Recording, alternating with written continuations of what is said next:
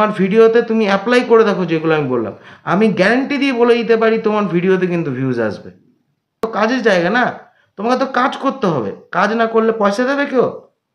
Bonus tips দিয়ে রাখি, সেই টিপসটা তোমরা জেনে নাও খুব মনোযোগ দিয়ে। এত কষ্ট করে ভিডিওগুলো বানাচ্ছি, সেই ভিডিওতে যদি ভিউ না আসে তাহলে কেমন লাগে? মানে তখন কি মনটা খারাপ হয়ে যায় যে কিসের জন্য ভিডিওগুলো বানাচ্ছি, কি পাগলের মতো ভিডিও বানাচ্ছি, বানিয়ে পরে কি হবে? এই ভিডিওগুলো করে আদৌ কি কেউ দেখবে? এত কষ্ট করে মানে ভিউজের জন্য ছটপট ছটপট করতে থাকে কিন্তু ভিউজ আসছে না।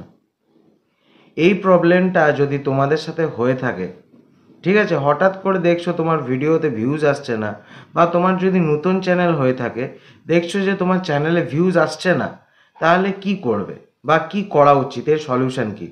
তো আজকে আমরা এই টপিকটা নিয়ে আলোচনা করব। তোমরা দেখছো ধীমান দে ব্লগস ইউটিউব চ্যানেল, আমি হলাম ধীমান।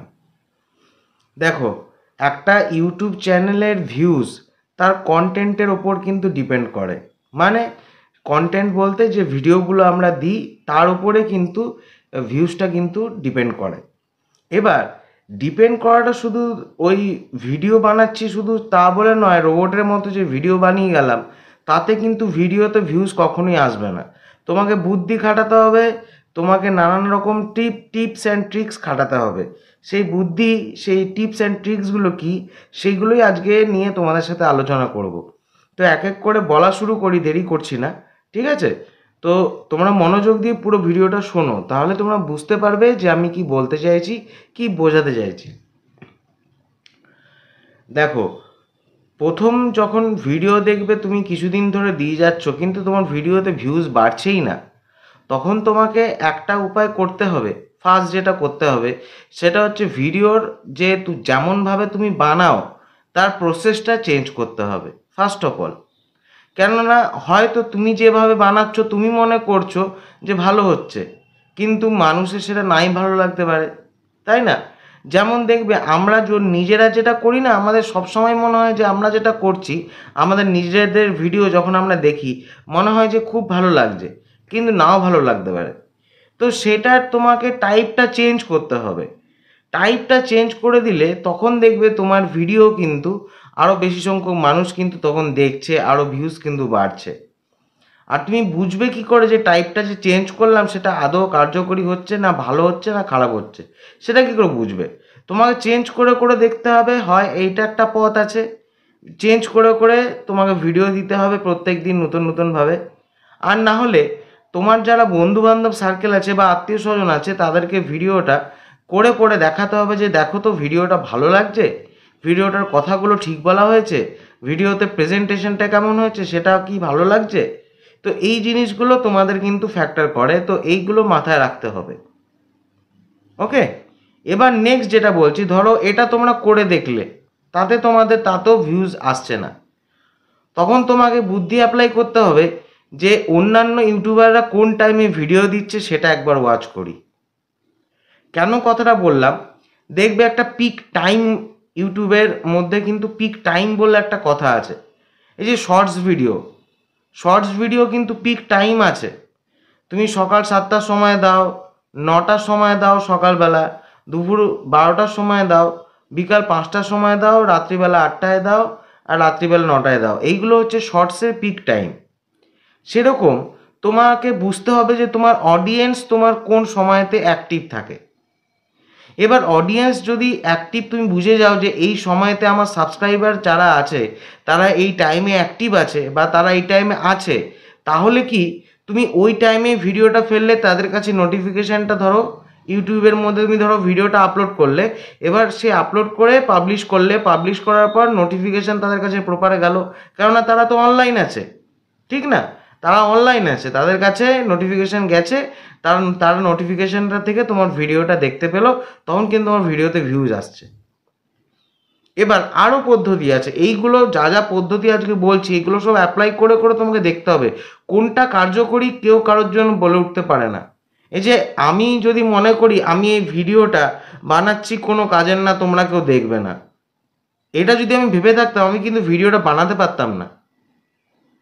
তোমাকে ভাবতে হবে যে প্রত্যেকটা ভিডিওই ইম্পর্টেন্ট, আমি যা দিচ্ছি সেটাই ইম্পর্টেন্ট। হ্যাঁ, সেরকমভাবে ভালো করে বানাতে হবে, সেটা ডিপেন্ড করে তোমার ওপরে, তুমি কেমন ভালো ভিডিও বানাতে পারো। ঠিক আছে, সেটা এডিটিং দিক দিয়ে বলো, সেটা ভিডিওটা বানানোর দিক দিয়ে বলো, সেটা কথা বলার দিক দিয়ে বলো, ভিডিওটাকে প্রেজেন্টেশনের দিক দিয়ে বলো, কিন্তু তোমাকে বুঝতে হবে যে ভালো ভিডিও আমাকে দিতে হবে। এটা যদি তুমি মেনটেন করে চলো, তোমার ভিডিওতে কিন্তু ভিউজ আসতে বাধ্য। আচ্ছা, এবার টাইমটা তোমাদের বলে দিলাম যে চেঞ্জ করে করে তোমাকে দিয়ে দেখতে হবে যে এই টাইমে, কোন টাইমে আমার ভিডিওতে ভিউয়ার্সটা আসছে। এটা একটা পদ্ধতি হলো। ঠিক আছে, আরও দেখো তোমাদের বুদ্ধিগুলো দিয়ে দিচ্ছি, আর আরও কী কী এখানে বুদ্ধি লাগানো যায়।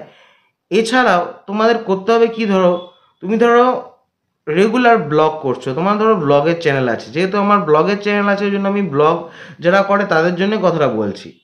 তোমার ধরো ব্লগের চ্যানেল আছে, বা ধরো তোমার একটা ইনফরমেটিভ টাইপের, মানে আমি যেমন ইনফরমেশান দিচ্ছি তোমাদের, ঠিক আছে, সেরকম ধরো একটা চ্যানেল আছে, তুমি মানুষজনকে কিছু জিনিস শেখাও বা বোঝাও।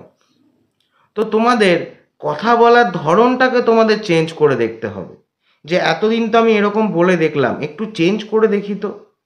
একটু যদি চেঞ্জ করি তাহলে কি মানুষ দেখবে? সেটা কিন্তু তোমাকে করে দেখতে হবে। ভিডিওতে এক্সপেরিমেন্ট সবসময়, একটা জিনিস জেনে রাখবে, ইউটিউবের মধ্যে কিন্তু এক্সপেরিমেন্ট খুব চলে। তুমি যত এক্সপেরিমেন্ট করবে তত কিন্তু ইউটিউবে কিন্তু তুমি উপরে উঠতে থাকবে। আমার এই কথাটা কিন্তু মাথায় রাখবে, এক্সপেরিমেন্ট ছাড়া কিন্তু ইউটিউবে তুমি উঠতে পারবে না।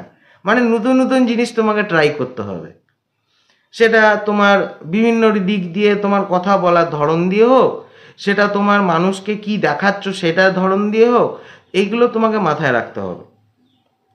তো আশা করছি আজকে বোঝাতে পেরেছি যে কি করে তোমাদের ভিডিওতে যে ভিউজ আসছে সেই ভিউজগুলোকে, প্রবলেমগুলোকে তুমি সলভ করতে পারো।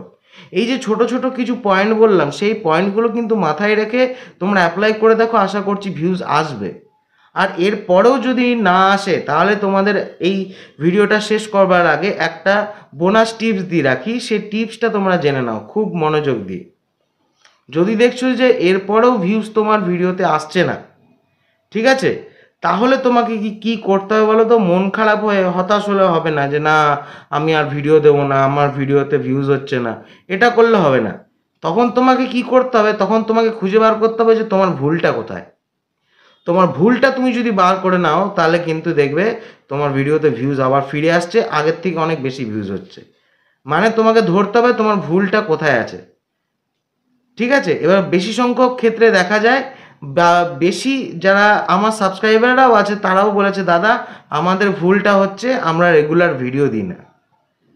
এটা কিন্তু একটা বড়, সব থেকে বড় ভুল।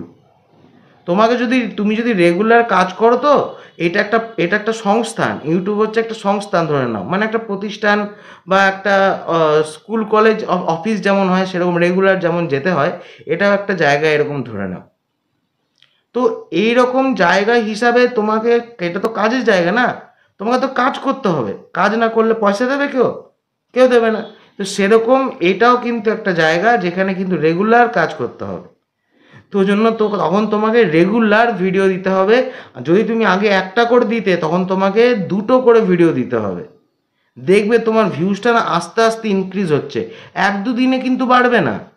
তুমি ধরো কন্টিনিউ এটা 15 দিন করো, 1 মাস করো, আমি যেগুলো বললাম সেটা করে দেখো, তোমার ভিডিওতে তুমি অ্যাপ্লাই করে দেখো যেগুলো আমি বললাম, আমি গ্যারান্টি দিয়ে বলে দিতে পারি তোমার ভিডিওতে কিন্তু ভিউজ আসবে।